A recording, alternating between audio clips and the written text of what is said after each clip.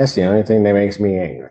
Is when I see folks like yourself who can do so much more when you put your mind to it, who don't live up to their potential. And I don't give up. Welcome back, everyone. Today's courtroom moment is one that will leave you thinking long after the gavel falls. On trial here is Miss McGee, standing before the judge for her sentencing. But what unfolds isn't just about punishment, it's about transformation, stubborn resilience, and a rare emotional exchange between a defendant and a judge. We're going to see a young woman fighting to prove she's on a better path, new job, new education, and a fresh start for her children. But does the judge actually believe her? You'll notice how he keeps pressing her, asking again and again, "Why are you telling me this?" It's almost like he's testing her honesty, peeling back the layers to see whether this is real change or just a performance for the court. Stick around, because the ruling at the end comes with a twist, and the way the judge frames his words may surprise you. And on behalf of Ms. McGee, who stands to my right, please state your name for the record, ma'am. Amara McGee. Hello, Ms. McGee. Thank you, Your Honor. Today is the date and time set for sentencing in this matter. We have reviewed the assessment with Ms. McGee, and we would respectfully request the court adopt probation's recommendation. Ms. McGee, anything you want to tell me before I impose sentence? You know how I told you that I was going to school? I'm enrolled in classes. I start August 26th. Where? At WCC for my RN program to be a registered nurse. And also, I got a new job as a registered behavior technician. And I'm on training, doing training. And yeah, I just been trying to grow and heal.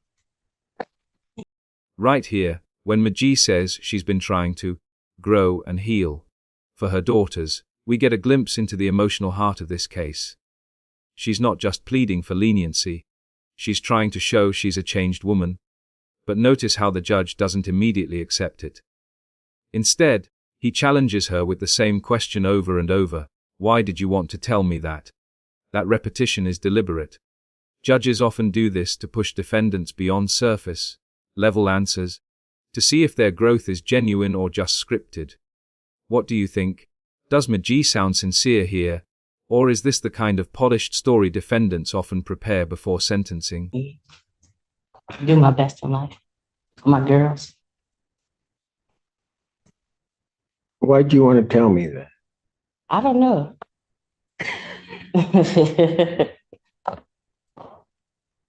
No, there's a reason you wanted to tell me that. Why'd you want to tell me that?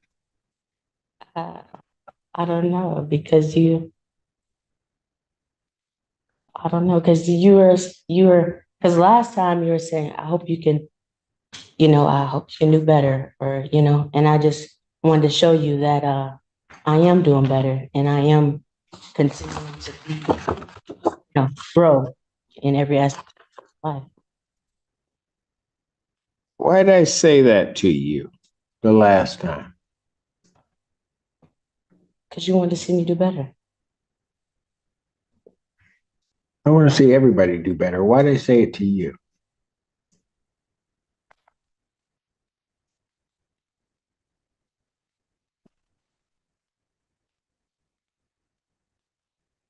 Ms. McGee, listen. Why do you think I said that to you? Why do you think, of all the things you could have said to me today, you wanted to tell me about what you were doing with school?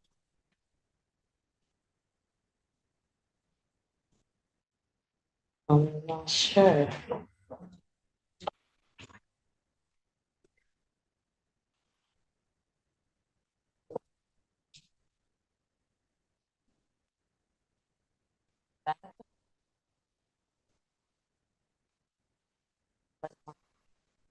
Because you want to just tell me all good things? No. Why do you think I said that to you?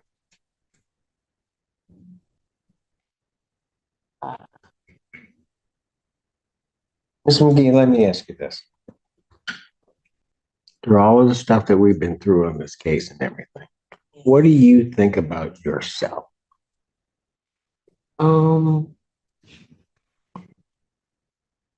think I'm a great woman. I think I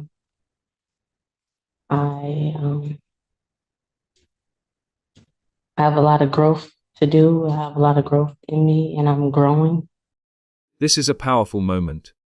McGee admits she believes she's a great woman, but also acknowledges she has a lot of growth ahead. That's actually a strong legal and personal stance. It shows accountability while still affirming self-worth. Many defendants struggle to admit their own value because shame overshadows them. Here, McGee is balancing honesty with hope.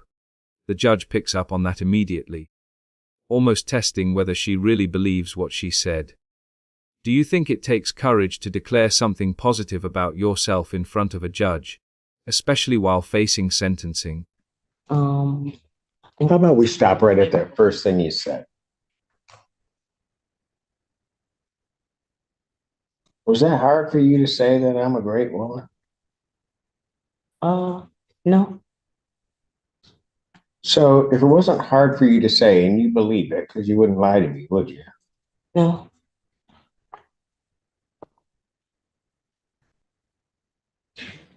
What makes you think that as I sit up here and we're dealing with your case that I didn't see that?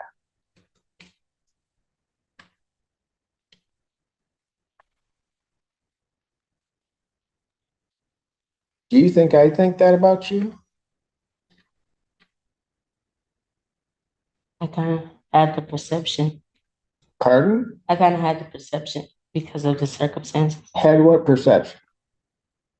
Like, that I wasn't, a good woman or something. That what? A good person or something, a good woman. That you were not? Yeah. You think that's really what I thought? Yeah, under the circumstances of why I'm here. Okay. So if that's what I thought, why was it important for me to know that you were doing great things? Because I wanted to let you know that that's not right. What I perceived, I wanted to let you know that I am. Because I thought that you thought I wasn't.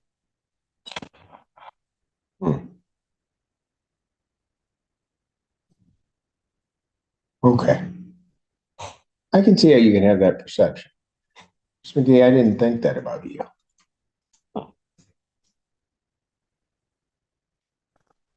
Sometimes people don't realize maybe I might be the hardest on those that I know show the greatest promise, because then you're not living up to what you should be.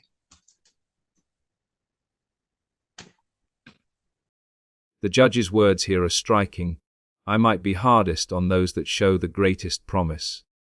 That line reveals the psychology of his approach. Instead of condemning McGee, he's almost acting like a mentor, pushing her harder because he sees potential. This is rare in a courtroom setting, where most interactions are cold, procedural, and detached.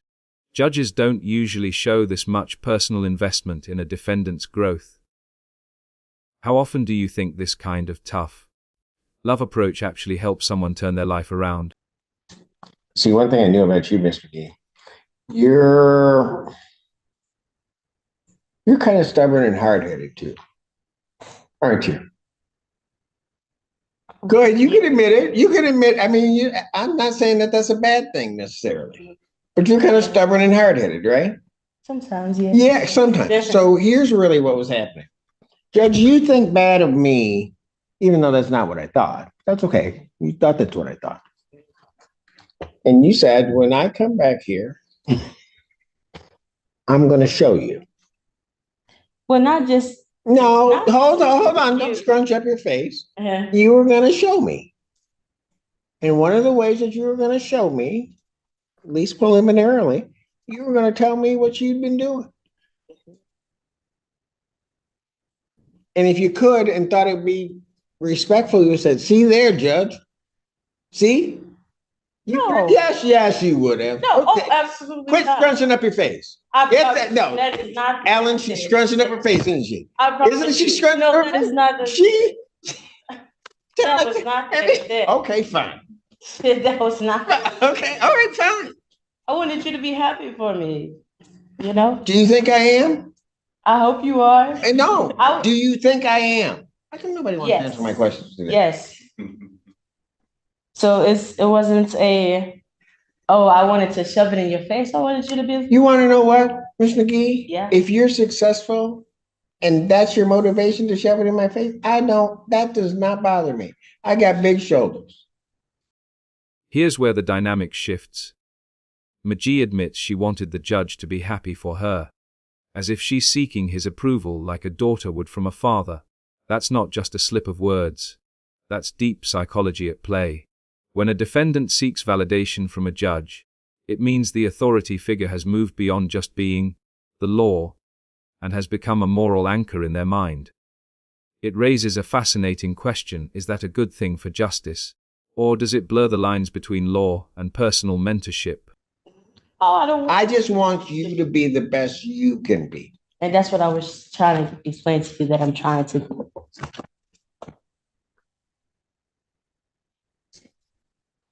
She makes sense? Really? Oh, you gonna go like that, huh? You see what? Y'all see what I'm saying? Oh, Y'all see good, good. Okay, so Alan's taking your side. See? I'm trying to. It's no ill intent. It was just. I'm not saying there's any ill intent. You know what? Mr. McGee? Basically, like a daughter trying to go to her father and for her approval. Say like, "Look, I did this. I'm on a better path." Wow, there's a lot in that, but I appreciate it. I think you knew exactly what you were saying when you said that to me. And let me say this. I really, from day one, never thought you were a bad person. I thought, from what I knew at the time that I knew about it, you were doing the wrong things. Yeah, right. Definitely. And that in that, you weren't living up to your potential. Absolutely. Quite frankly, for me, that's the only thing that makes me angry. It's when I see folks like yourself who can do so much more when you put your mind to it, who don't live up to their potential. And I don't give up. So. I know that's that part of that stubborn and that hard-headedness, that kind of I like. Okay. The judge lays it out clearly here. What makes me angry is when people like you, who can do so much more, don't live up to their potential. This is bigger than just McGee's case. It's a statement about wasted potential in society. The frustration isn't just legal. It's almost paternal. He's saying, I don't see you as a criminal. I see you as someone who should be doing better. For a sentencing hearing, this is incredibly personal.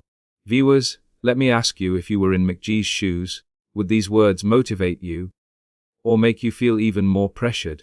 Now, as you're going through this journey, I'm about to sentence you. Did you talk to Miss Polera at all? Who's Miss Polera? Is that? That's that person right behind you. Your Honor, she had to see. The screening and stuff, right. So you haven't talked to Miss Polera. Oh, not yet. And you're at WCC Yes, sir. in the nursing program, Yes, well, doing the prerequisites Yeah. to get yourself into the nursing Yeah. program. Mr. D, you know why that also might make me happy? what? You don't know, do you? I don't think she does know this, Your Honor. Oh. Then comes a subtle but powerful twist. The judge reveals he teaches at the very college McGee enrolled in. Think about that for a second. The defendant is trying to rebuild her life at a place where the judge himself teaches criminal justice. That's almost poetic. The person sentencing her could also be the one indirectly shaping her education. The irony is thick here, but also inspiring. Imagine being a student and knowing your sentencing judge is connected to your classroom. Would that motivate you to work harder or terrify you? Ms. Valera, you're good. Yes, Your Honor, I just wanted to update the court, to let the court know that I did receive the victims impact panel proof of that was sent to my office today. So that is something else that she did get done and not at the way. I do know that her original sentence date was on the 24th, but since she got released from jail, she had to get working and she needed to get the money together for the fee for the assessment. So I gave her additional time to do that, and she did. So she has been following through, I think, and has been taking it very seriously on what the court is doing. Ms. McGee, I expect great things. You will see great things. See, that was shoving it right back. See, now, I don't care what anybody says. I know what she was doing right there. Okay. Well, a couple of things. And what I was going to tell you, part of the reason I like to see young folks start themselves out at WCC where they can, right? Mm-hmm. And have dreams or aspirations, even if it changes and you decide not to go into nursing, that's fine. That's in part because I teach there. You teach there? I did. Well, I do, depending on the semester, part-time. What subject? Really? Criminal justice. Oh, okay. Yeah. All right. So, and so the students there are important. It's a great place to get an education, and you should do well. I'll try my best. Court acknowledges this is not a serious misdemeanor as defined by statute. However, it does believe that there are reasonable grounds to depart from the presumption of a non-probationary sentence. Specifically, the alcohol screening and assessment identifies the benefit of intensive outpatient treatment, AA meeting attendance, and abstinence from all intoxicants. Therefore, the court will follow the probation's recommendation of a probationary sentence with the stated rehabilitative goals to promote change, prevent recidivism, monitor compliance of recommended treatment. Now the legal hammer comes down: probation instead of jail time. But the conditions are strict: 18 months probation, fines adding up to nearly 1,700, outpatient treatment, AA meetings, and a tether until proof of treatment is shown. This isn't just a second chance, it's a structured path to rehabilitation. The court is essentially saying, we believe in your potential, but we'll be watching closely. Do you think this balance between compassion and strict oversight is the right approach? Or should sentencing lean more toward punishment than rehabilitation? It is therefore the sentence of the court. I will place you on 18 months probation. You are to pay $855 fines and court costs, $100 probation or prosecution recovery costs, $100 police agency recovery costs, $540 probation oversight fees. When can you get that paid? So like I said, I'm in the training for my new position, the registered behavior technician. So I'm still in training. I don't have much income coming in right now, but I know when I complete that training and I start my position, then it should be within about 2 weeks, and I start, getting my money, get my checks, then I'll be able to start paying this stuff off.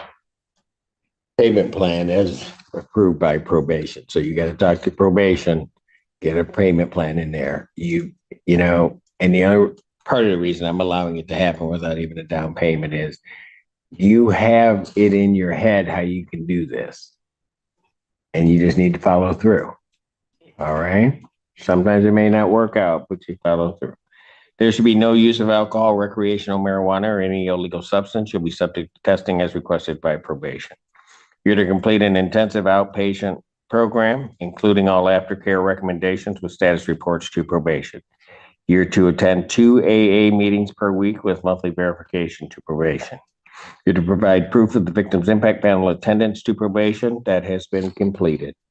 I will continue with the scram tether until proof of an IOP, the intensive outpatient treatment program, until that enrollment is shown. Your tether will continue. Okay. I'll order 93 days in jail, credit 44. The balance is suspended. And there you have it. Instead of prison, McGee walks away with probation, heavy financial obligations, and a roadmap for recovery. But more than the sentence itself, this case highlights something rare: a judge who refuses to see a defendant as a failure and instead insists on recognizing her potential. It's a powerful reminder that the justice system isn't always about punishment. It can also be about belief, growth, and second chances. So, what do you think? Did the judge make the right call here? Should compassion outweigh harsher punishment in cases like this? Drop your thoughts in the comments. I'll be reading them. And if you found this courtroom moment as compelling as I did, make sure to hit that like button. Share this video with someone who'd appreciate it, and subscribe to the channel for more jaw-dropping courtroom breakdowns.